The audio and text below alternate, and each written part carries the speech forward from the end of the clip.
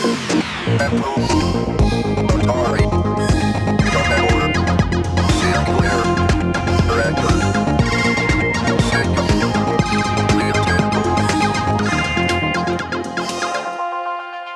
welcome to another Retronaut video. So what are we going to do in this episode? Well, in the last episode, we did a review of a Go drive, which is a floppy drive replacement for the Amiga 1200, 500 and 600. In that video, I used an Amiga 500, and it was a machine that I bought maybe a couple of years ago. I think it was just at the tail end of the COVID crisis. There was a local person selling their Amiga. I believe it was on eBay. It turned out that they were pretty local to me, so I decided to get it. Popped over there, got the machine off the guy. Turned out he'd had this machine since he was young. It was his original Amiga 500. But he had to make room in the house because he now had, I think, about 3 kids, and it was a relatively small house, so they decided to make room. I was happy to take the machine off him. If you've watched my personal history video, I'll put a link up there. You'll know that I had an Amiga 500 back in, I think it was 1987. I got it in October, which is basically when it got released. I was aware of the Amiga 1000, and I really wanted one, but they were just too expensive. So as soon as the 500 came out in 1987, I jumped at the chance and I got it pretty much immediately. I have very fond memories of that machine. You know, it really was a quantum leap over the Commodore 64. It had so many features, so much more memory, more colors, better sound. Just everything about it was, you know, next generation. And even to this day, you know, obviously like so many people, I have a great fondness for that machine and the machines that followed. When I actually got that machine home, I did actually retrobrite it because it was pretty yellow from what I recall. And then I put it in a box and I forgot about it. And the reason for that was pretty soon after I actually was able to get an Amiga 2000. And that was in pretty bad condition, actually. That had battery damage, so I had to repair that immediately. And that was why the Amiga 500 was packed away. It was packed away so quickly, actually, that I didn't even put it back together. So I need to locate the screws for that, for the case. But when I got it back out for the video for Dominic's device, the Go drive, I'd found it had yellowed a little bit again. And I think the reason for that was for quite a while this year, it's actually been close to a radiator, quite warm. So it looks like the yellowing process is actually to do with heat. I've had a discussion with some other people and they think it's to do with heat. It makes sense. Light produces heat. So we tend to think of it as being caused by light, but in fact, it's probably just a heating process, heating of the plastic, leading it to yellow. So I'm taking the opportunity right now to actually retrobrite it again. I've got the Uvinator on the go. The reason why you're seeing the machine like this already disassembled is because I took the opportunity earlier this week to actually get the case into the Uvinator. I obviously knew it was going to take a few days to get it looking, you know, perfect again, basically. So I decided to get that underway and then move on with this. So let me just give you a quick tour of this machine as best as I can, you know, in the state that it's in. So this is an Amiga 500, not a 500 Plus. It's a revision 6A board. So I guess it came a few years after the machine that I would have bought.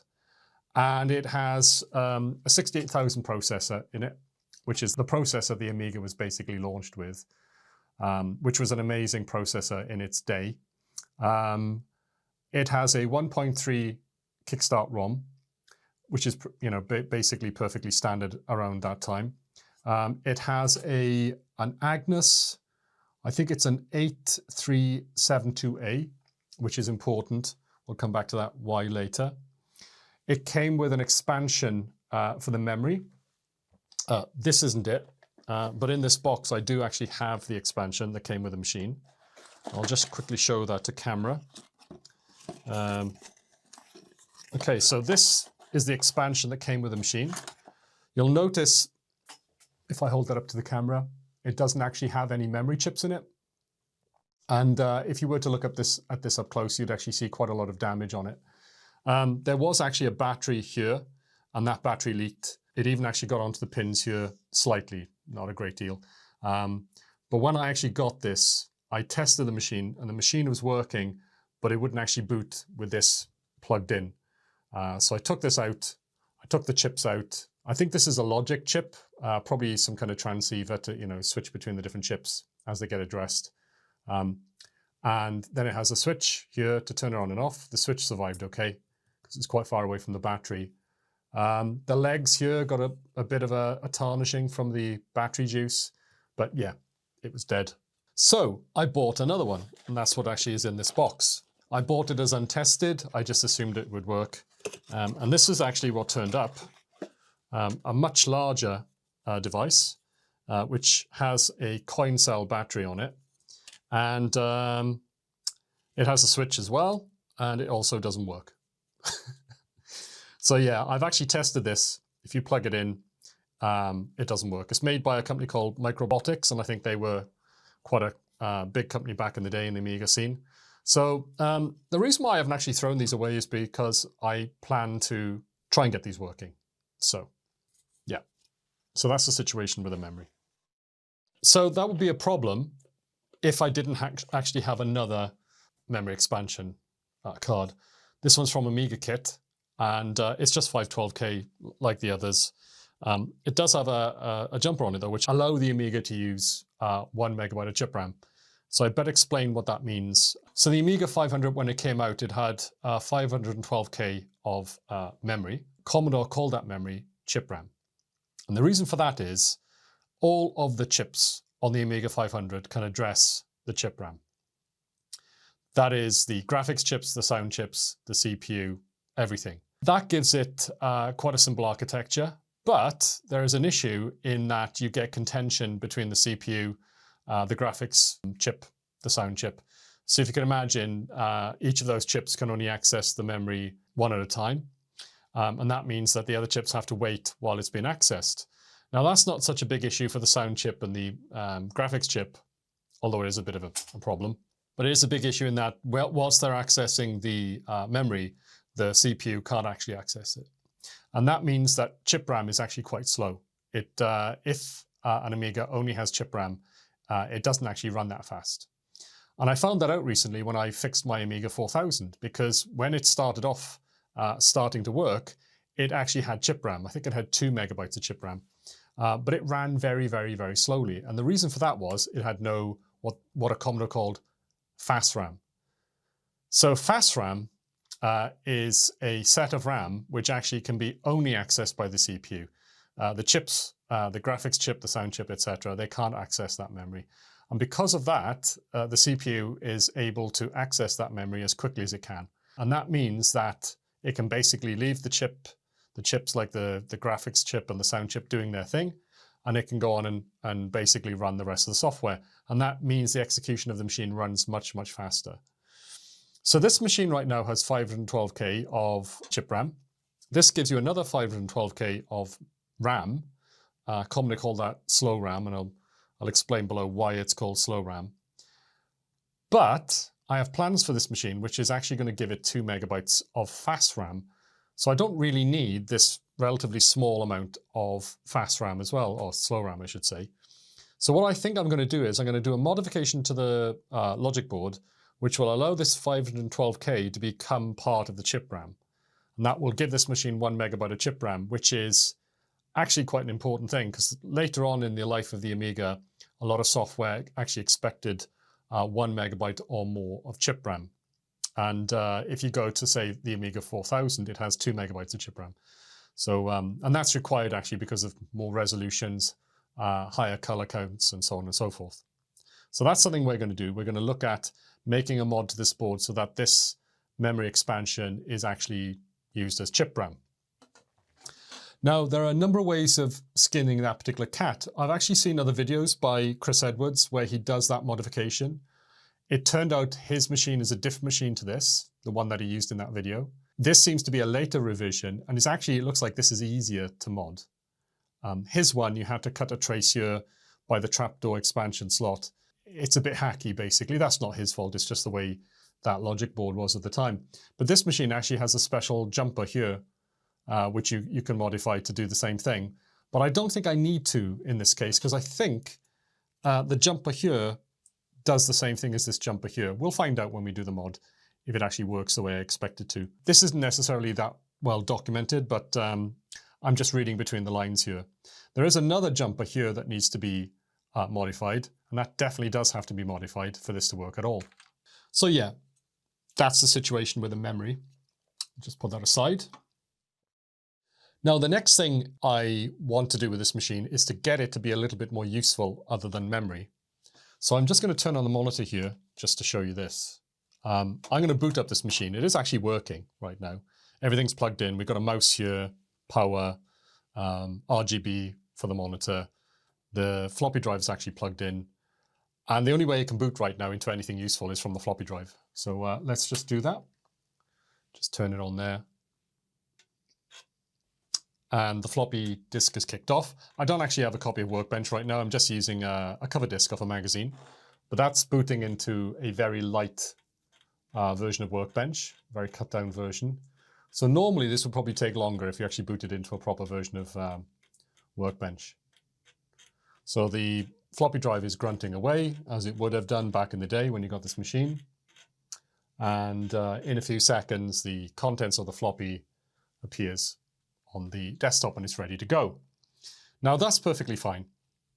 But if I wanted to play a game, the problem with that is I'd have to have every single floppy disk of every game that ever existed. I don't want to do that. I want to use WHD load, which means I'm going to need a hard drive. Obviously these days we're used to hard drives, but you've got to think about back to 1987 when I got this machine. It only had a floppy disk drive, and if you needed to load anything complicated, you would put in a disk, load up Workbench, then put in another disk, then load up another application. And this was perfectly normal during that time. If you used an Apple Mac at that time, same deal. You would have turned on the machine, put in some floppy disks, waited for it to boot into the OS, then put in other floppy disks and waited for the things to boot up. That's just the way it was back then, until hard drives became more common. I never actually had a hard drive during my Amiga 500 career. I had to wait until I had an Amiga 2000 to actually have a hard drive. But I really wanted to get something. There was a company called GVP, Great Value Products, that's the actual name. And they were one of the pioneers in actually producing products for the Amiga 500 that would get you hard disks and also accelerators. Now you've got to bear in mind that the Amiga 500 came out at the same time basically as the Amiga 2000. So if you had a lot more money, you could buy an Amiga 2000 straight away, put a hard drive in it, and off you would go. You know, you'd be in a modern sort of PC experience then.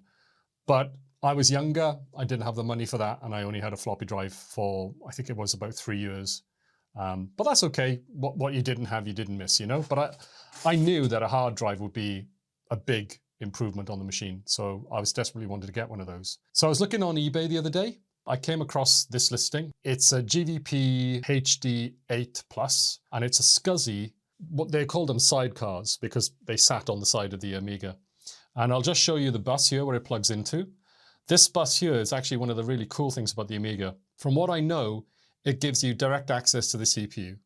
And in fact, it's very similar to the CPU expansion slot in the Amiga 2000 in that I think you can actually plug a card into here and replace the CPU. And this is one of the expansions that GVP actually did. They did a sidecar, which was a 68030 accelerator, I think, and it might have also had a hard drive in there as well. That would have cost you a fortune back in the day.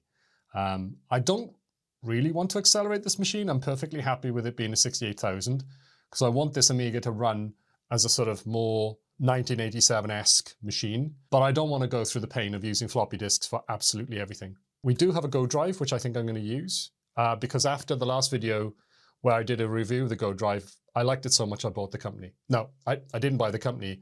I did actually buy a Go drive though, because I think they're really cool. And I think it'll actually be very useful for this machine when I do want to use floppies. Because obviously once it's all put back together, it's not going to be that practical for me to work with actually taking the hard drive out of the GVP sidecar. So let's have a quick look now at the sidecar and see what it's going to bring to the party. This came up on the market the other day on eBay, and I jumped at the chance to get this. And to be fair, I think it was a pretty good deal. I think it was 183 for this, which may not seem such a great deal, but there is a silver lining to it. A bit of a downside is that it doesn't actually have a power supply. I did ask the vendor that before I bought it, but they were being cagey and they basically hid the fact that there's no PSU. But I believe it can run without one. So hopefully it's not going to be an issue. if it is an issue, then I'll obviously have to try and get a power supply for it. So right now, I'm actually retrobrighting the main A500 case. I don't know if that's visible on camera because of the lighting in the studio here, but this is actually slightly yellowed. Not bad, actually. It's actually pretty good. I think you can see there on the button, it's very, very dirty. That's not an issue. Hopefully we can clean that. There's a bit of a crack here. And I think what I might do is try and give it a little bit of retrobrighting. Now, these plastics, I think I might have to put sellotape on them just in case, just to make sure that they don't get brighted, because we don't want that to happen. These are actually in pretty good condition. Apart from that, the connector looks okay. The serial code on the bottom has just got normal wear and tear. There's some sort of tape here, which I think is just to allow it to slide on a surface. And it says on the back, 2 meg Zulu SCSI 64 gigabyte. That's the sort of lining. So let's open it up and have a look inside. Actually, there's some corrosion on the SCSI connector on the back there. Actually, that's one of the other reasons that I wanted this is it gives you SCSI capability, external SCSI capability. And if you've seen our other videos, which we put out recently, you'll have seen that I actually have a Zulu SCSI 2 external device. I'll actually be able to connect it to this, which is pretty cool, right? So quite easy to get inside, just 3 screws. Put them into my little pill dispenser here, just to keep them safe. All of these screws here are actually for the Amiga500. There may be actually more in here because when I got the Amiga500 out of storage, it actually was already disassembled. Most of the screws were actually taken out. So I'll have to try and track those down where I put those so I can put them back in. There we go. Just 3 screws, so I should be able to take this out now. Yeah, it just takes a bit of fiddling around. And that's it. Okay, so inside, oh look, that's already come unplugged. This is a switch, which allows you to change between game switch and auto boot. So I think basically you always want this to be an auto boot if you can. Certain games won't work with this, so they've obviously put in the ability to disable the unit. I think you switch it over to that, turn off the machine, let it reboot, and then it'll boot out basically without the hard drive. I'm not sure why it's done that. Maybe it uses a little bit of chip RAM and that stops certain games working, or there's some compatibility issue. Anyway, so that's what that switch is for. At the back, it's got a fan. So before we look at the sort of retrobrighting issue, the previous owner has put a Zulu SCSI in this. Don't think this would have any performance issues. You can see that the kit for the SCSI has come from Amiga Kit. It's using a splitter here, which it doesn't really need, does it? It actually just needs a single large Molex to floppy connector, really. So I might actually take this out at some point and replace it with a single one, because obviously having a splitter for something else would be quite useful. So yeah, there's that. It seems to have 2 sticks in here. I'm assuming they're 1 megabyte each. And I'm assuming that if I plug this in, haven't actually tested this yet. If I plug this in, it's going to show 2 megs of RAM. So obviously in the future, we have the option of replacing these with, I believe, 2 meg sticks. So we can get this machine up to 8 meg. There are 4 slots there. They're the plastic clip variety, so you've obviously got to be a little bit careful taking these out. I've seen people taking these out in another video, and they do seem to be quite weird sockets. They're just sort of, you just push the stick in, and it looks like you have to put a screwdriver in there and pull it out. Bit of a weird design anyway. This particular unit is, I think, one of the later GVP sidecars, as they were known. It's a HD8 Plus. Not quite sure what that means altogether. But it is a SCSI-based system, as I mentioned. So there's a Zulu SCSI in here to give you your hard drive emulation. And then at the back, you have I think it's a 25-pin DB connector, DB25, which is kind of standard on, I think, Macs, like the early Macs especially, and the earlier SCSI-based machines. Later on, it changed over to a different connector. This is why with SCSI, you end up having a bit of a connector festival. Yeah, this device also has a expansion connector, but that's quite interesting. Maybe in the future, if it makes sense, I might try and get hold of whatever that is and put it in as well. But yeah, this was sold to me as working. I'm assuming it is going to work. So for now, I'm going to really concentrate on refurbishment. I'll just put that out of the way for a second. This is mainly dirty, actually.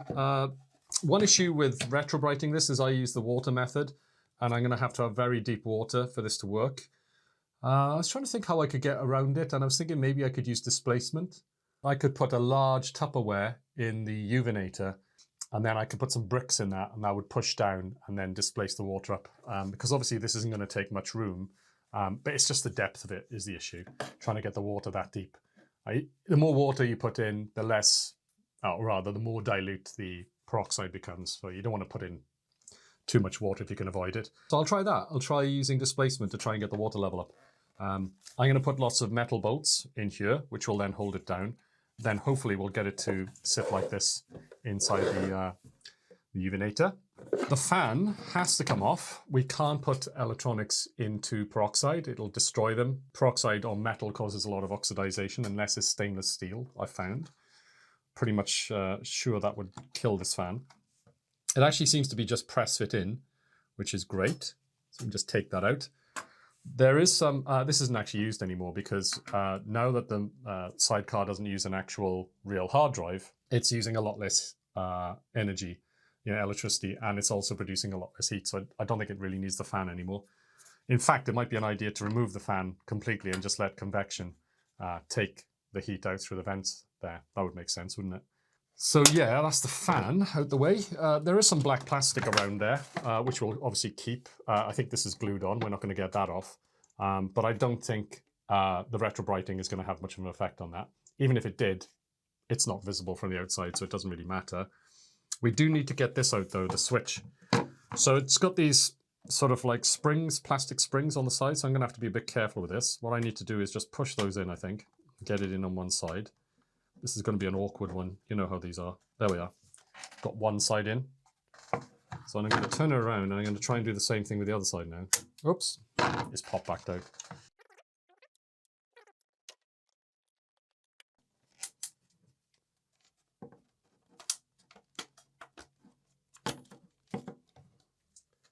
Finally.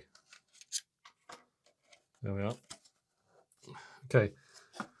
So this needs to be cleaned by hand. Alcohol and just a bit of elbow grease to get the dirt off it. It doesn't look like it's yellowed at all. I will wash this in soapy water to get just dirt off. I will weigh it down with stainless steel bolts to get it under the water inside the uvinator, and then I will put sellotape onto all of these bits here and cut around it with a scalpel, and that will then protect these plastics from the peroxide. So yeah, let's do that next. Let's get this into the uvinator and see how it comes out. So there we go. That is the GVP HD8 Plus. Quite a long name on that product. So what are we going to do next? Well, I think that's enough for this actual video. I don't want it to become overlong, as I have a tendency to do. There are two, obviously, main jobs which we want to do with this Amiga. Actually, it's three. We want to renovate the case, make sure it looks nice and close to mint as much as we can do. That's underway. The uvinator's cracking away on the Amiga500 case, and once that's done, the same thing's going to happen to the GVP's sidecar case as well. Apart from the renovation, obviously we need to get the GVP working with this machine. I don't anticipate too many problems, but you know what it's like with retro computing. Something looks like it's simple, and the next thing you know, you're half a mile down a rabbit hole. So we'll have to see how that goes. That's why I'm going to give myself the luxury of multiple videos to do this. Once we've got the GVP working, I'm then going to get the memory working as well. The memory is a little bit more of an unknown quantity because there are different revisions of the A500 board. You apply that modification to get 1 meg of chip RAM in different ways on different machines. I've read online somewhere, and this was a bit scary, that there is an issue with the GVP, this exact Agnes that I have here, and memory. I've got an inkling of what that could be. And I think what it is actually this machine would end up with, what would it be? 8 megabytes plus half a megabyte of slow RAM plus half a megabyte of chip RAM. I'm not sure if there's some kind of incompatibility with that particular configuration, but I am aiming not to actually have that. What I actually want to have is 8 megabytes of fast RAM. I think a 16-bit fast RAM that you actually get from the sidecar expansion. And we're going to combine that with 1 megabyte of chip RAM. I don't see anything being spooky about that configuration, so fingers crossed we won't have an issue with that. So yeah, I mean, that's really it, I think, for this video. We obviously need to crack on in the next video with actually doing the GVP sidecar, and then probably the video after that, probably going to be quite a short one, where we do the memory and then maybe put all the machine back together. So I think that's it for this video. And obviously, if you liked it, then I'd like to ask you to click on the like button. It really helps these videos get out to other people. YouTube won't recommend these videos to anybody if you don't like them. Word of mouth also helps as well. I've noticed that people are using WhatsApp to actually recommend my videos. So if you have any friends that you think might be interested, please WhatsApp them the link to this video. And obviously, if you like these videos, then please obviously subscribe to the channel as well, because I'd love you to come back and see, well, for a start, the rest of this series and the rest of the videos that where I'm putting. Yeah, anyway, that's it for now. I'll see you in the next video, where hopefully we get the GVP sidecar sorted and this machine has a hard drive. Until then, take care.